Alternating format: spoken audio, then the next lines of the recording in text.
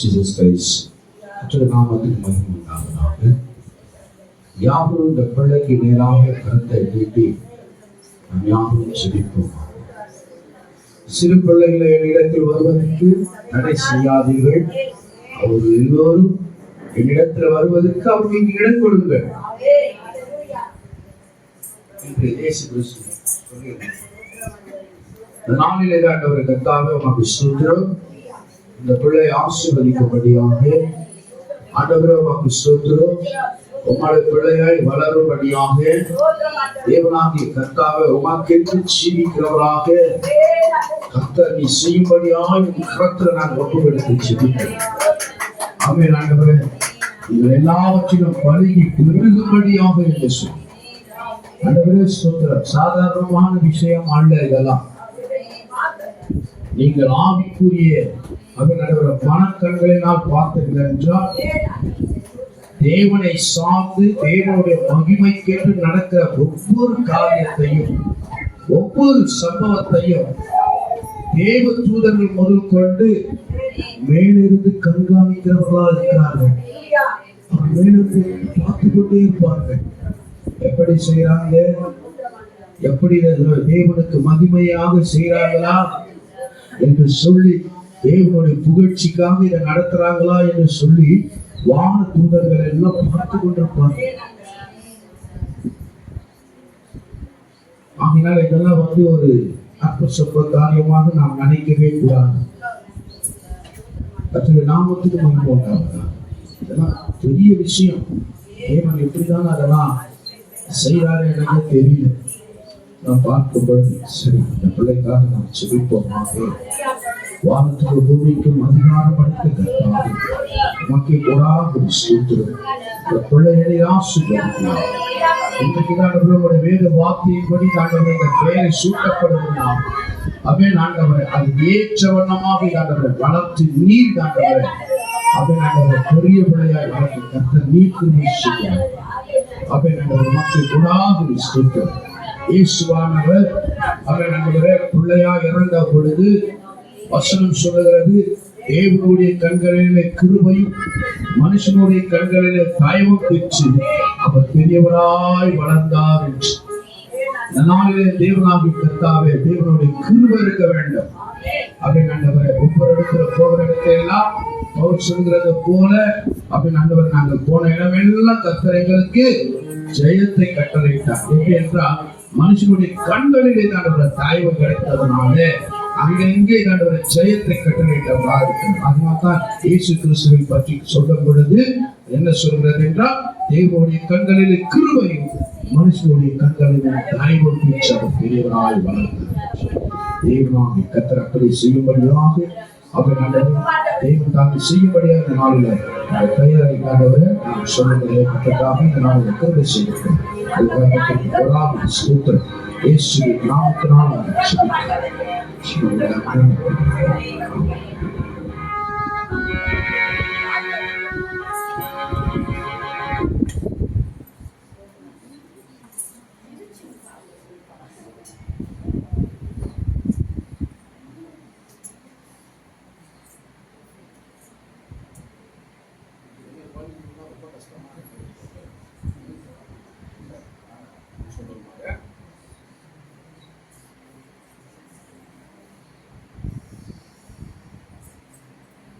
குமாரன் பரிசுத்தாவின் பெயராலே நாளிலே இவருக்கு கிதியோன் கிதியோன் கிதியோன் என்று சொல்லி பெயரை சூட்டப்படுகிறது. நாளை இந்த பிள்ளை அப்படி ஆசீர்வதிக்கும்படியாக கர்த்தரை நாம் சூத்தரிப்போமாக.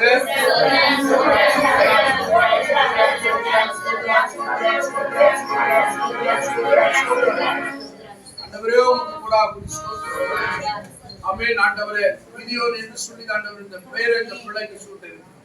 தேவனாகிய கர்த்தர் ஆமென் ஆண்டவரே வார்த்தை சொல்லுகிறது.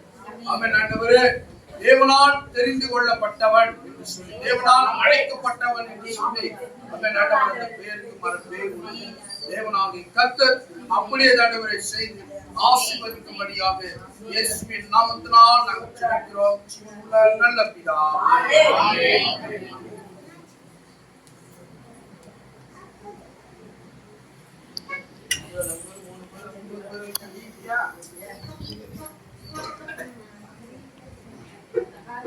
எல்லாம் உற்சாகமா இருக்கீங்களா?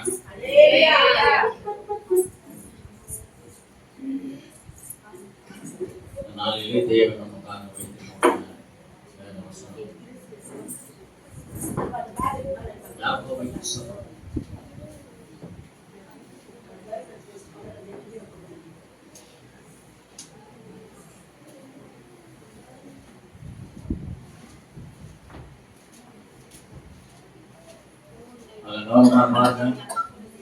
யாக்கோபு 4:7 ஆகையால் தேவனுக்கு கீழ்ப்படிந்திருங்கள், பிசாசுக்கு எதிர்த்து நில்லுங்கள், அப்பொழுது அவன் உங்களை விட்டு ஓடி போவான். அல்லேலூயா. தேவனுக்கு கீழ்ப்படிந்திருங்கள். எல்லாரும் சொல்லுங்க, தேவனுக்கு கீழ்ப்படிந்திருங்கள். சத்தமா சொல்லுங்க. கீழ்ப்படிந்திருங்கள். பிசாசுக்கு எதிர்த்து நில்லுங்கள், அப்பொழுது அவன் உங்களை விட்டு ஓடி போவான். இது ரொம்ப பெரிய கதை. பிசாசு எதிர்த்துட்டீங்கன்னா ரொம்ப கஷ்டமான ஒரு காரியம். பிசாசு தொலை போனா போயிடுவான். ஆனால் எதிர்த்துட்டீங்கன்னா கொஞ்சம் கஷ்டம். அவன் கூட எப்படிலாம் போகணுமோ அப்படிலாம் போவான். அவன் எந்தெந்த வேலத்தில் நேரத்தை எல்லாம் வீணாக்குவானா அந்த மாதிரி நேரத்துக்கெல்லாம் நீங்க உடன்படுவீங்க. அல்லேலூயா. நல்ல கவனிங்க. அந்த பிசாசு குறித்து நம்ம இன்னைக்கு பார்க்க போறோம். பிசாசை ஜெயித்தவர் ஒருவர் தான். யாரு? பிசாசை ஜெயித்தவர் ஒருவர் இருக்கிறார். யார் அவரு? இயேசு. ஒருவர். எல்லாம் சொல்லுங்க, இயேசு. எல்லாரும் சொல்லுங்க, இயேசு. அவர் ஒருவரை தவிர மிச்ச யாரும் பிசாசை ஜெயிச்சதே கிடையாது. அவர் ஒருவர் மட்டும்தான் அவர் இது பண்ணார். ஆனா பிசாசுடைய தந்திரங்களுக்கு எதிர்த்து இருக்க முடியாத நாம போராட வேண்டும் என்று வேதம் சொல்கிறது. பிசாசுனா என்ன? அதனுடைய காரியங்கள் என்னவென்றால், பரலோகத்திலிருந்து தள்ளப்பட்ட ஒரு மனுஷன் தான். அவனும் ஒரு தேவதூதன் தான். அவனை கீழே தள்ளினார்கள். எதுக்காக? பெருமை அவனை பாராட்டினான். பரலோகத்திலிருந்து அவன் காரியத்தை செய்தனால தேவனாகிய கர்த்தர் அவனை பாதாளத்தை தள்ளி விட்டான். அவன் கீழே போயிட்டான். கீழே போன உடனே அவன் என்ன பண்ணான்? ஆண்டவருக்கு விரோதமாக எழும்பி அவருக்கு விரோதமான காரியங்களை செய்து அவர் படைத்த மக்களை எல்லாரையும் துன்புறுத்தி வேறு வழியில கொண்டு போவதான் அவனுடைய டார்கெட். பிசாசுடைய நோக்கமே என்னென்றால் நரகத்துக்கு எல்லாரையும் கொண்டு போய் சேர்க்கும். நம்ம ஆண்டவராகிய இயேசு கிறிஸ்துவுடைய நோக்கம் என்னென்றால், பிள்ளைகள் எல்லாரையும் என்னாலே ரத்தத்தாலே கழுவப்பட்டு ரட்சிக்கப்பட்டு அவர்கள் பரலோகத்துக்கு போக வேண்டும். அல்லேலூயா. 2 பேருக்கு இதான் பிரச்சனை. இதுல பிசாசின் பிள்ளைகள் யாரு, தேவ பிள்ளைகள் என்பது ஈஸியா கண்டுபிடிக்கலாம். பிசாசு ஆனவர் எப்பொழுதும் ஒரு மனுஷன், நல்ல கவனிங்க, யார் அங்க இருந்து பார்க்கிறாரு, நல்ல கவனிங்க, இது முக்கியமான ஒரு சப்ஜெக்ட்.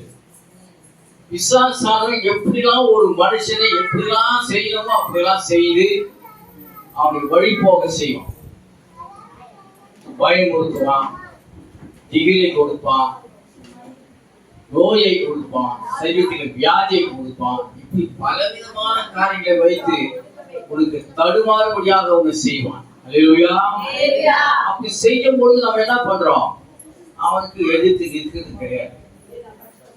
இன்னொருத்தர் மூலமா கூட துன்பம் வரும், அடுத்த வீட்டு மூலமா துன்பம் வரும், எதிர் வீட்டு மூலமா துன்பம் வரும். இப்படி எல்லாம் வந்தாலும் கூட அதை எதிர்த்து நிற்க நமக்கு போராட பலன் இல்லை. ஆக என்ன பண்றோம்? உடன்படுறோம். ஒண்ணு வேண்டாம், பொய் சொல்லக்கூடாதுன்னு சொல்றாங்க, வேத வசனம் சொல்லுது. பொய் சொல்லாங்க. ஹலோ, நல்லா நினைச்சு பாருங்க. பொய் சொல்லணும், பொய் சொல்லுவோம். எப்போ பார்த்தாலும் ஏதாவது ஒரு சாக்கு சொல்லி அது ஒரு பொய், அது ஒரு பாவமாயிருக்கு. அதே போல ஏதாவது ஒரு காரியங்கள் கொஞ்சம் வந்தால் போது கோபப்படும். கோபப்பட்டா என்ன ஆகுதுன்னா பாவம், கோபம் செய்து பாவம். இப்படி சில லைட்டா, அதாவது கிறிஸ்துக்குள் இருக்கிறவங்களை இப்படிலாம் அவன் டைவர்ட் பண்ணுவான். அப்போ பிசாசானவன் அவனுடைய காரியத்தை செய்து கொண்டே இருக்கிறான்.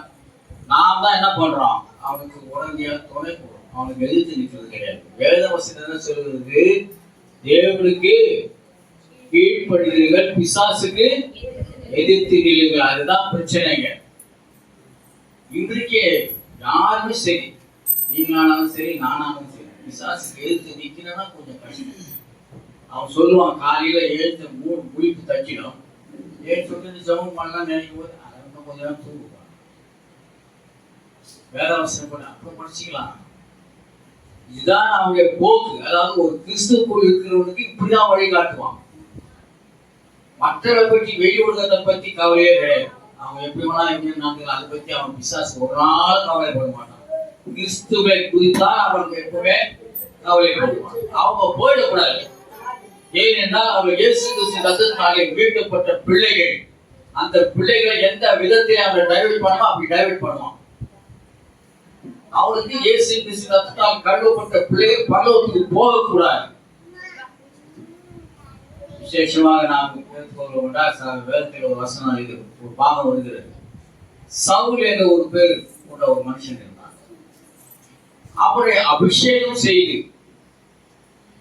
பெரிய பங்கன் மாதிரி எல்லாம் பண்ணி அவன் அபிஷேகம் பண்ணி ராஜாவாக்குறாங்க. ஆண்டவர் சொன்னார், என் பாதையில நீ நடந்து வந்தீனா நான் உனக்கு ராஜ்யங்கள் எல்லாம் உனக்கு கொடுப்பேன், நீ வேண்டதெல்லாம் நான் கொடுப்பேன்னு சொல்லி எல்லாம் சொன்னார்.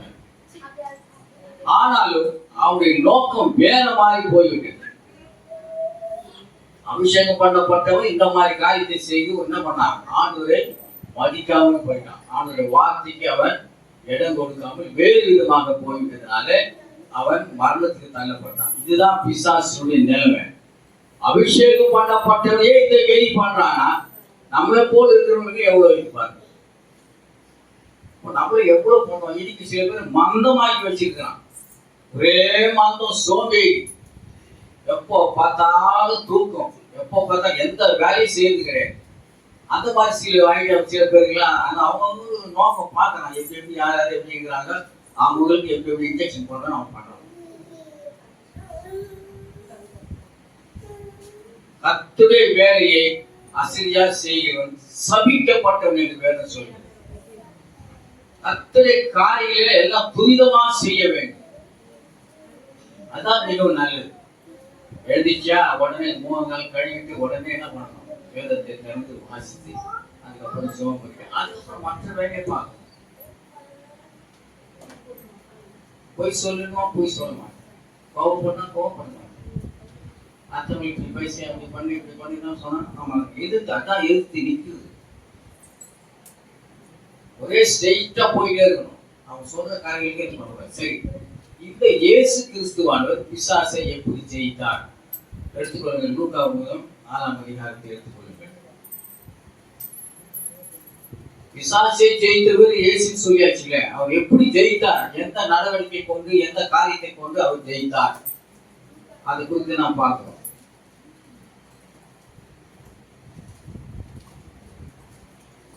லூக்கா 4ஆம் அதிகாரம்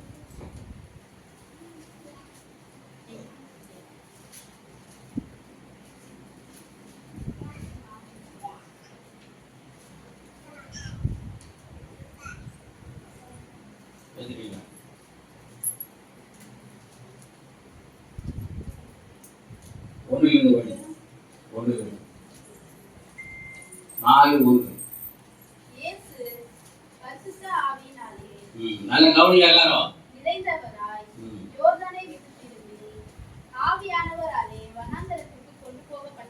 இதுல என்ன சொல்றாங்க? முதல் வசனம், இயேசு பரிசுத்த ஆவி. அங்க யார் இருக்குது? இயேசுவோடு கூட யார் இருக்குது?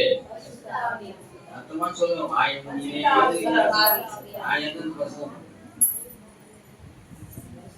வாயை திறந்து சொல்லுங்க.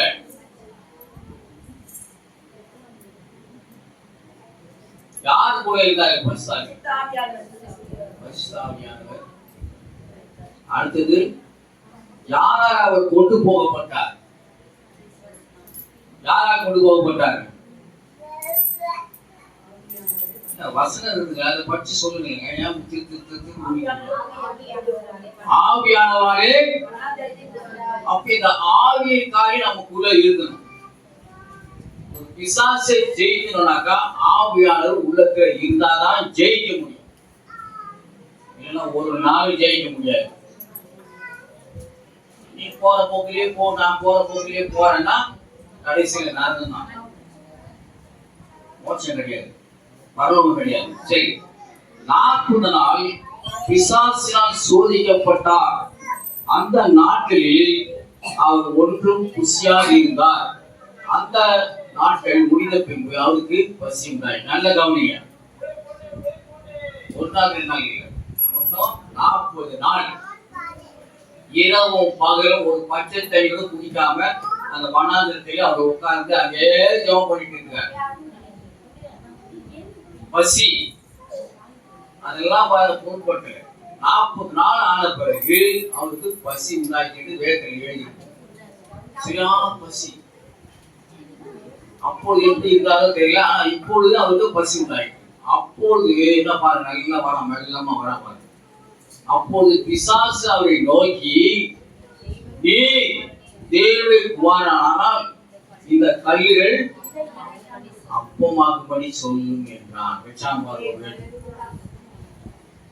ஆண்டவர்கிட்டே சொல்றான். அவன் எல்லா வல்லமையும் சகல வல்லமை நிறைந்தவர், பரிசுத்த ஆவியினால் நிறைந்தவர். அவரை போய் இவர் சோதிக்கலாம் பாருங்க. எப்படி கடல்ல கல்லெல்லாம் எடுத்து அப்பமாக்கி சாப்பிடு, பசியா இருக்கிற பசி இருக்குன்னு சொன்னிய சாப்பிடு. நான் ஒரு முட்டாள்தனமான ஒரு காரியத்தை சொல்றேன் பாருங்க. அவர் பிரதித்துவமாக அவர் இயேசு பேசுறாரு பாருங்க. கோபப்படல, என்ன சொல்றது, அவர் ஒன்றும் கோபப்படல. நல்ல கவனிங்க, இயேசு கிறிஸ்துவின் நடவடிக்கை நீங்க பாருங்க, எப்படி அவர் நடந்து போறாரு அந்த இடத்துல. அவர் பிரதியுத்தரமாக மனுஷன் அப்பத்தினால் மாத்திரமல்ல தேவனுடைய ஒவ்வொரு வார்த்தையினாலும் பிழைப்பான். கரங்களை தட்டுவோம். தேவனுடைய ஒவ்வொரு வார்த்தையினாலும் அந்த வார்த்தையில அவர் பிழைப்பான்.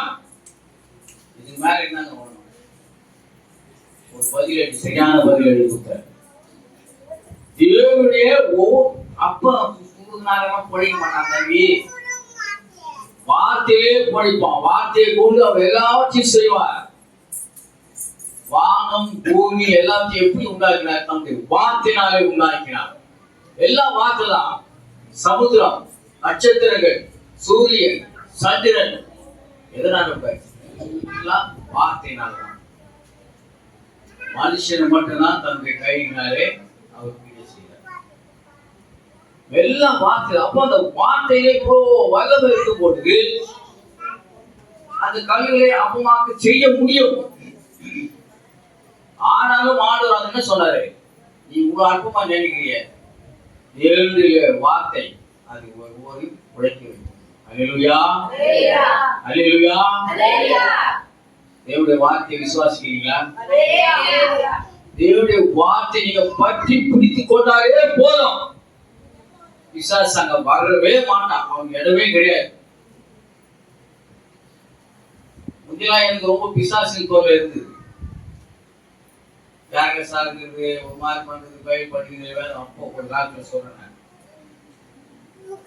இது பைபிள்ல கொஞ்சம் நோக்கம் அதிகமா செலுத்துற உடனே பிசாசு கொஞ்சம் கொஞ்சமா போயிட்டான். அவன் ரொம்ப இது பண்றது இல்லை. ஆரோக்கிய விஷயத்துல என்ன டிஸ்டர்ப் பண்றதே கிடையாது. சரீரப்புறம் நிறைய டிஸ்டர்ப் பண்ணுவான். காலைக்கு முழுவதும் டயர்டா கொடுக்கும், சோறு கொடுக்கும், அதெல்லாம் செய்யும். ஆனா ஆரோக்கிய விஷயத்தை நம்ம தொடர முடியாது. என்னன்னா ஆவியாளர் நமக்கு இருப்பதுனாலே நமக்கு அந்த பாதிப்பு கிடையாது. அல்லேலூயா. அதனாலதான் சொல்றாரு, பரிசுத்த ஆவியாளர் மூலமா தான் அவர் அந்த வனாந்தரத்துக்கு போய் சோதிக்கப்பட்டார். அல்லேலூயா. பாருங்க, ஒவ்வொரு வார்த்தையினாலும் பிழைப்பார் என்று சொன்னதை கம்பல் விட்டான். சரி, 2வது பாயிண்ட் ஒன்று தான். பின்பு பிசாசு, அது படிங்க. பின்பு பிசாசு அவரை உயர்ந்த மலையின் மேல் கொண்டு போய் உலகத்தின் சகல ராஜ்யங்களையும் ஒரு நிமிஷத்திலே அவருக்கு காண்பித்து. அல்லேலூயா. நல்ல கவனிக்க, ரொம்ப முக்கியமான கட்டம். பின்பு பிசாசை அவரை உயர்ந்த மலையில கொண்டு போய் உலகத்தின் சகல ராஜ்யங்களையும் அவன் பார்க்க என்ன ஹைட்ல போய்க்கிறான். சும்மா மலைக்கு பக்கத்துல உட்காந்தா அப்படின்னு எல்லாம் தெரியாது சொல்லிட்டு அவன் என்ன பண்ணான், ஆண்டவர் கூட்டிட்டு கொண்டு அதை உயர்ந்த மலையில இமயமலையை போல இருக்கும் போது அந்த மலை, அந்த மலையில கொண்டு போய் நிக்க வச்சு இயேசுவானவரே அப்படியே ஒரு ரவுண்ட் வச்சு பாருங்க. பூமியில் இருக்கிற எல்லா ராஜ்யமும் என்ன இருக்கு, மகிமை எனக்கு பூமியில தான். ஆனால் ஒரு சில காரியத்தை என்ன சொல்ற பாருங்க, இவைகள் படிங்க, இவைகள் எல்லாவற்றின் மேல் உள்ள அதிகாரத்தையும் இவைகளின் மகிமையும் உனக்கு தருவேன். இவைகள் எனக்கு ஒப்பு கொடுக்கப்பட்டிருக்கிறது. எனக்கு இஷ்டமானவனுக்கு இவைகளை கொடுக்கிறேன். இதுதான் முக்கியமான இன்றைக்கு உலகத்துல நடக்கிற காரியம் தாங்க. இதான் நடக்குது. என்ன சொல்றான் பாருங்க, அவன் வாக்கு மூலத்தை பாருங்க, நல்ல கவனிங்க. இவர்கள் எல்லாவற்றின் மேலும் அதிகாரத்தையும் இவர்களின் மகிமையும் உமக்கு தருவேன். அல்பமானது எல்லாம் ஒரு நாள் ஒழிச்சு போயிடும். மகிமை சரி, அதிகாரம் சரி, எல்லாம் போயிடும். உலகம் அழியும் போது அதுவும் தானே அழிஞ்சிடும். அவன் சொல்றான், இவைகள் எனக்கு ஒப்பு கொடுக்கப்பட்டிருக்கிறது. இதெல்லாம் நீங்க எல்லாம் பார்க்கணும். அவன் கையில இப்போ உலகம் இருக்குது. உலகத்தை அவன் ஆண்டு நிற்கிறான். உலகத்துல என்ன சின்ன பிடம் ஆயிட்டது, என்ன பண்ணணுமோ அதெல்லாம் பண்ணி நிற்கிறான். கொலை, கொள்ளை, கற்பழிப்பு, இன்னும் என்னென்ன செய்யறோம் எல்லாம் செய்யறான். அதே நேரத்துல ஒரு பக்கம் யுத்தங்கள், இன்னொரு பக்கம் அநாயகமான அந்த கொரோனா போல நோய்கள், வியாதிகள், எல்லாத்தையும் அப்படியே அந்த உலகத்துல அவங்க எல்லா அதிகாரம் இருக்குது. அவன் சொல்றாங்க, இவைகளை எனக்கு ஒப்பு கொடுக்கப்படுகிறது. எனக்கு இஷ்டமானவனுக்கு இவைகளை கொடுங்க. இஷ்டமானவருக்கு கொடுக்குறதுன்னா பிசாசமானவங்களே நல்லா வச்சிருப்பான். இதான் இன்னைக்கு நம்ம உலகத்துல பாக்குறோம். இந்து பிசாசியமானவங்களுக்கு நல்ல செல்வாக்கு இருக்கும். காது, பங்களா எல்லாம் எல்லாத்தையும் கொடுத்து அவளை அப்படியே அமைக்க வச்சிருப்பான்.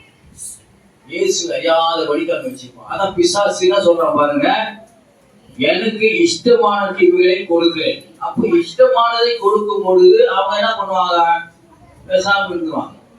நம்மள மாதிரி ஆளுங்க தான் பாடு. வீடு கிடையாது, வாசல் கிடையாது, அப்படி இல்லை இப்படி இல்லை, பசி தாகம் பட்டினி எல்லாம் நம்ம எல்லாம் அனுபவிக்க வேண்டியதா இருக்கு. அவங்களாம் அப்படி அனுபவிக்க மாட்டாங்க. பிசாசுக்கு உரியவர்கள், பிசாசை வணங்குறவர்கள், பிசாசுகள் நல்ல செல்வாக்கு இருக்கும். ஆனா அதெல்லாம் ஒரு நிமிஷத்துல போயிடும். ஒரே நிமிஷத்துல எல்லாம் போயிடும்.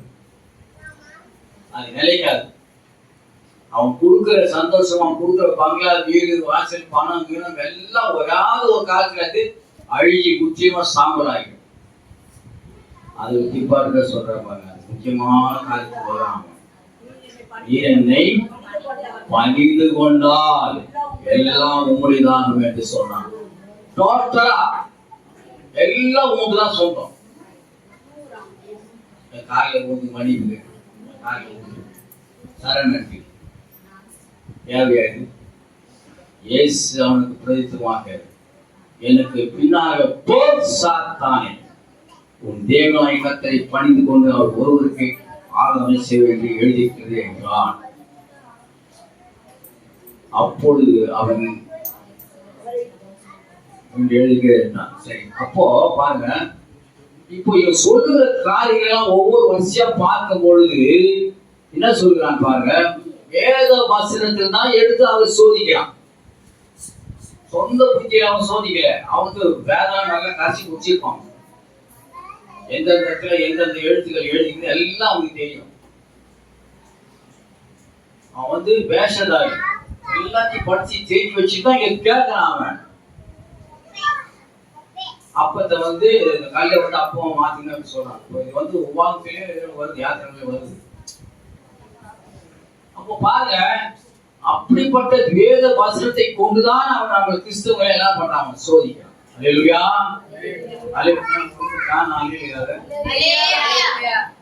எல்லாம் இப்படியே இப்படி பொழுது போய்கிட்டு போறாங்க. இதான் நடக்குதாங்க. கவனிங்க, அப்பொழுது அவன், அதாவது 9வது வசனம், அப்பொழுது அவன் எருசலேம் கொண்டு போய் தேவாலயத்தில் உட்புறங்கள் மேல் வைத்து, நீர் என் தேவனுடைய குமாரனானால் இங்கே தாழ பிரியும். ஏனில் பாருங்க, இப்ப வசனத்தை எடுத்து விடுறான் பாருங்க வசனத்தை. ஏனில் உம்மை காக்கும்படி தம்முடைய தூதருக்கு உம்மை குறித்து கட்டளையிடுவார்.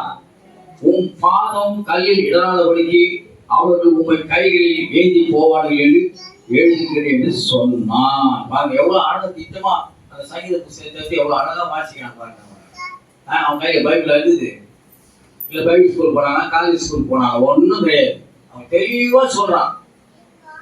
கீழே குச்சா கூட தேவதூதனை கையில ஏந்திப்பாங்க. எவ்வளவு அழகா அவன் செய்யறான் பாருங்க. எல்லாம் வந்து இப்படிதான் நம்மளை கூட இப்படிதான் ஏமாற்றி கொண்டு இருக்கிறான். பரவாயில்ல, அப்புறம் பார்த்துக்கலாம், பரவாயில்ல, அப்படி பார்த்துக்கலாம். அது ஒரு வார்த்தை. பரவாயில்லன்னு அது ஒரு வார்த்தை. அடுத்த நிமிஷம் பார்த்துக்கலாம், அப்புறம் பார்த்துக்கலாம், இப்படி பார்த்துக்கலாம். இப்படியே சொல்லி நம்ம காலத்தை கடத்தி கொண்டு இருப்பான். ஹல்லேலூயா. அதுக்கு இயேசு ஒரு அடி அடிச்சார். உன் தேவனாய கர்த்தரை பரிசுத்தவானாக என்று சொல்லியிருந்தான். அவன் உடனே பார்த்தான். எல்லாம் டெஸ்ட்லாம் பண்ணல தம்பி, இதெல்லாம் உங்க வேலைக்கு ஆகாது, நீ போயிட்டே ஓடிட்டார். பின்பு இயேசு பிசாசான சோதனை எல்லாம் முடிந்த பின்பு சில காலம் அதை விட்டு விலகி போனா. கரையில தட்டி தேவனாத்தை மகிமைப்படுத்துமா. இப்போ பிசாசை அவரே ஜெயித்தார். பிசாசை அதான் வேலை சொல்லு. பிசாசுக்கு எதிர்த்து நில்லுங்கள், அப்போது அவங்க உங்களை விட்டு ஓடி போவான். கவனிக்கல இல்லையா? கவனிக்கவே இல்லை. பாக்குறேன், யாருமே கவனிக்க கிடையாது. சும்மாதான் கட்டிடுங்க. நல்லா கவனிங்க. வேத வசனத்தை சொல்லும் போது நல்ல கவனிங்க. அதான் எனக்கு பிடிக்கும். பேசிக்கிட்டு அப்படி பண்ணிக்கிட்டு அப்படி பார்த்தீங்கன்னா சரியான முறையே கிடையாது. கர்த்தருடைய வேதத்தை நீங்க அசுத்த பண்றீங்கன்னு அர்த்தம். கர்த்தருடைய வார்த்தையை நீங்க அசுத்த பண்றீங்கன்னு அர்த்தம். ஞாபகம் வச்சுங்க, கர்த்தரோடு கூட நம்ம போராடுறதுல இருக்கக்கூடாது. கர்த்தரை சார்ந்து நம்ம ஜீவிக்கக்கூடியவர்களாக இருக்க வேண்டும். அல்லேலூயா, அல்லேலூயா. அப்போ பாருங்க, அந்த நாளில இப்படியான பிசாசை அவர் ஜெயித்தார். ஜெயித்து என்ன பண்ணாரு? வெற்றி செய்தார். ஆனா நம்ம எல்லாம் சொல்றோம், பிசாசை அவனுடைய சிலுவையில் மரணத்துக்கு மூலமா அவங்க ஜெயித்தார். அப்போ வேத வசனம் ஒரு காரியத்தை சொல்லியிருக்கு. உலகத்தில் இருக்கிறவரை காட்டிலும், உலகத்தில் இருக்கிறவன் யாரு? உலகத்தில் இருக்கிற யாரு? பிசாசு. அவனை காட்டிலும் உங்கள் உள்ளத்தில் இருக்கிறவர் கரங்களை தட்டுங்க. உங்கள் உள்ளத்தில் இருக்கிறவர் அவர் பெரியவர். அப்போ நமக்குள்ள பெரிய இருக்கும்போது நம்ம ஏங்க பயப்படணும்? குழந்தைய நம்ம பிரதிஷ்டை பண்றோம். எதுக்காக நம்ம பிரதிஷ்டை பண்றோம்? ஏன் பண்றோம்? அந்த புள்ள கிறிஸ்துவின் சிசுவாக வளர்ந்து ஞானத்திலையும் அறிவும் வளரணும். கிறிஸ்துவோடு கூடாது அப்படியே ஒன்றி என்பதால்தான் அதை கொண்டு வந்து பிரதிஷ்டை பண்றோம். கர்த்தருக்கு அதை அபிஷேகம் பண்ணுகிறோம். அப்பதான் அவன் பிசாசு கொஞ்சம் அப்படியே பார்ப்பான், இதை கொண்டாந்து இப்படி பண்ணிட்டாங்களே. இந்து கோயில கூட நிறைய பேர் பண்ணுவாங்க, பிரதிஷ்டை பண்ணுவாங்க. கீழே ஊச்சி கொடுத்து பாஞ்சாமி தள்ளி கொடுத்து இப்படி பண்றது அதெல்லாம் செய்வாங்க. நமக்கு அப்படிலாம் கிடையாது. ஆண்டு நோக்கி நம்ம ஜெபம் பண்ணும்போது ஆண்டு அந்த இடத்துல அந்த குழந்தைக்கு வல்லமையை கொடுப்பார், பலத்தை கொடுப்பார், சுகத்தை கொடுப்பார், சௌகத்தை கொடுப்பார். அல்லேலூயா. அதுக்குதான் நம்ம அபிஷேகம் பண்றோம். எதுக்கு? அதெல்லாம் ஒரு சாங்கியம் கிடையாது. அபிஷேகம் பண்ணுவது நம்ம புள்ளிய ஆணுக்கு தத்து கொடுப்பது, அப்படி கொடுத்துருது. இல்லையா?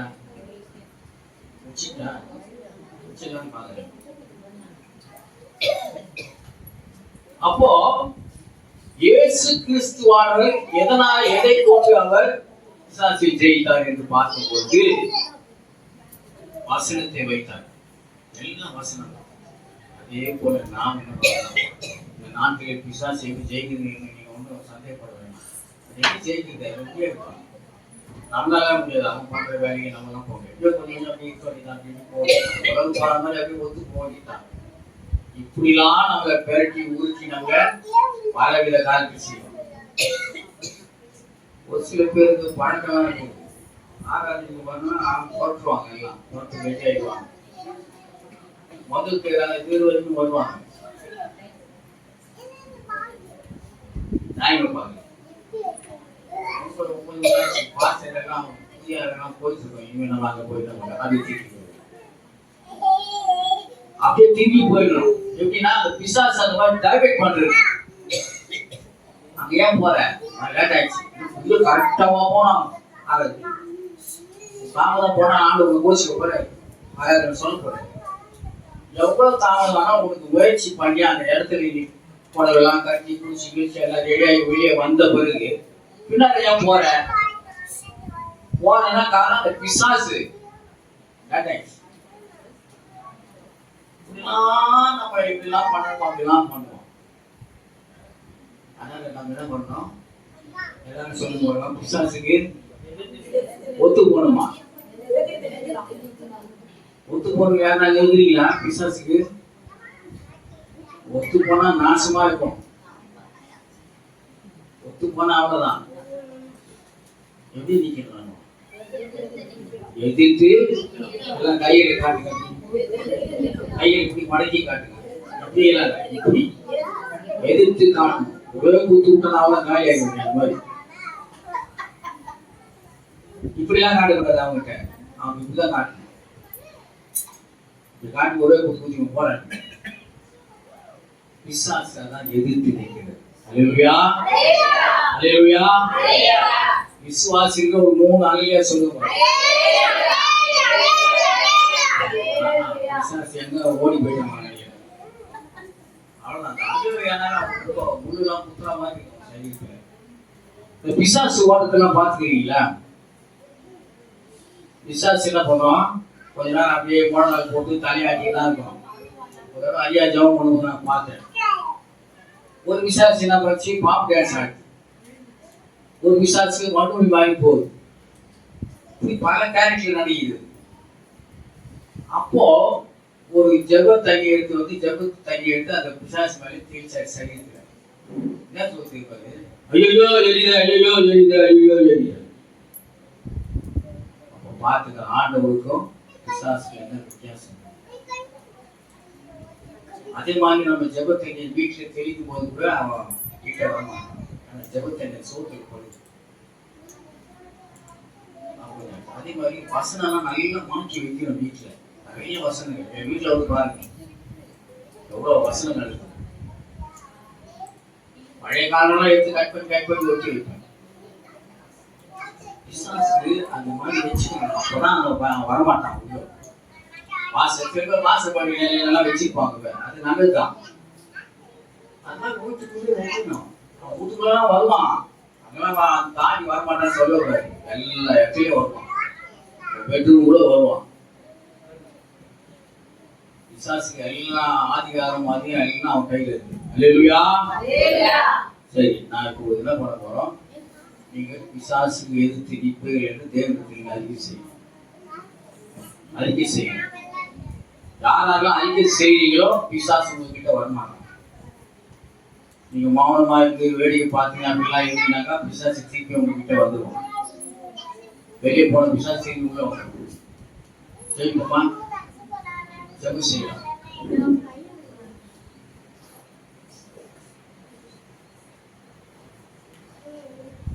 எல்லாரும் கண்மையை போடணும்.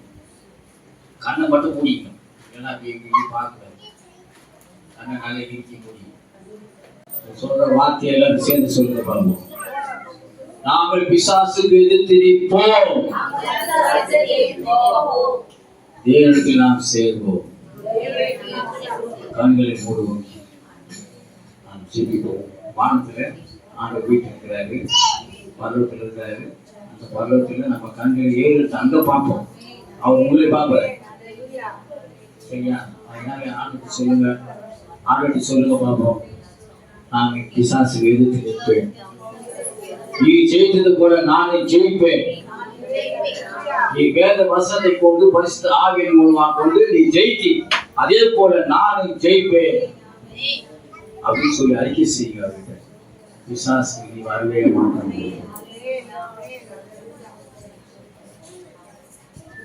அறிக்கை செய்யுங்க. பரிசுத்த முகத்தில் எழுத பரிசுத்த பிதாவே நாளில் கூட கர்த்தாவே வசனத்தை கொடுத்தினாங்க. நீ பிசாசை எப்படி ஜெயித்தீர் என்பதை இப்பொழுது எனக்கு விளக்கம் காட்டி எனக்கு சொன்னாங்க. ஆயினாலே ஒருவன் ஆவினாலும் ஜலத்தினாலும் புறாவட்டாலும் தேவராஜ்யம் ஆவினாலே நாங்கள் நிறைந்து காணப்பட முடியாமல் எங்களுக்கு உதவி செய்யும். ஒரு வசனங்களை எங்கள் உள்ளத்திலே அங்கி தாருமானவர் நாங்கள் வசனத்தை படித்து ஜெபிக்க எங்களுக்கு உதவி செய்யும். எத்தனையோ நாங்கள் வீணாக நாட்கள் தள்ளி கொண்டோம், எத்தனையோ நாட்கள் வீணடித்து விட்டோம் ஆண்டவரை. வசனத்தை படிக்காம ஜெபிக்காம ஆலயத்துக்கு வராமல் இப்படிலாம் நாங்கள் செய்திருக்கிறோம். எங்கள் தயவாக எங்களை மன்னித்து இன்று முதல் ஒரு புதிய கிறிஸ்டியாக இருக்க எங்களுக்கு உதவி செய்கிறார்கள். இன்று முதல் நாங்கள் பிசாசுக்கு எதிர்த்து போராடி இந்த வல்லுடைய நாமத்தை அவனுக்கு வெளிப்படுத்துவோம். எங்கள் மூலமாய் அவர் வெளிப்படுவார். அதனால உதவி செய்வார்களே ஏற்றுக்கொள்வது எங்கள் வழி நடத்தும். எல்லா பொருளாதார தீவு வேலை காத்துக் கொள்கிறார்கள். வந்திருக்கிற ஒவ்வொரு பிள்ளைகளும் சிறியோர் பெரிய குழந்தைகள் யாருடைய உங்களுடைய ஆசீர்வாதமே எங்களுக்கு பரிபூர்ண சந்தோஷம் கொடுக்கும். ஒரு ஆசீர்வாதத்தை நிலைத்து நிற்கும். ஆகிய நீர் பகவத்தில் இருந்தார்கள் சபையை ஆசீர்வாதம், ஊழியர்களை ஆசீர்வாதம், ஊழியர்கால குடும்பத்தை ஆசீர்வாதம், சபையோட ஒவ்வொரு பிள்ளைகளையும் நீர் ஆசீர்வாதம். நீர் ஆசீர்வதித்தால் தான் நாங்கள் கலப்படணும். நீங்க ஆசீர்வதித்தால் தான் நாங்கள் ஜெயிக்க முடியும். உங்களோட காரணம் எங்களோடு இருந்தால் தான் நாங்கள் எதையும் செய்ய முடியும். உங்களோட காரணம் இல்லை நாங்கள் எதுவும் செய்ய முடியாது. தாவீது சொல்றான், அவர் என் வலது பாத்திலே இருக்கிறார், அவர் என் வலது பாத்திலே இருக்கிறார். நம்ம சோத்து கை பக்கத்து இருக்கிறார் சொல்றாங்க. வலது பாசு ரைட் ஹேண்ட், ரைட் ஹேண்ட் இருக்கிறார். டிவி பார்த்து சொல்லலாம், ஆண்டவரே ரட்சியை ஒரு அருமையான வார்த்தை ஆண்டவர் கொடுத்திருக்கிறார். எல்லாரும் விசுவாசித்து நடக்க முடியாத தேவன் நாம் உங்களுக்கு கிருபை செய்வார். துதிக்கான மகிமை எல்லாத்தையும் எடுத்துக்கொள்வோம். இயேசு மூலம் ஜெபக்கேளும் பரிசுத்தப்படுகிறார். எல்லாரும் ஆமென் சொல்லுங்க. என் ஆத்மாவே கர்த்தரை ஸ்தோத்திரி, என்னுடைய நாமத்தை ஸ்தோத்திரி, என் ஆத்மாவே கர்த்தரை ஸ்தோத்திரி. கர்த்தர் செய்த சர்வகாரியங்களையும் எனக்கு மறவாதே. ஆமென். அல்லேலூயா. அல்லேலூயா. அல்லேலூயா. யாவருக்கும் ஸ்தோத்திரம். எல்லாருக்கும் ஸ்தோத்திரம்.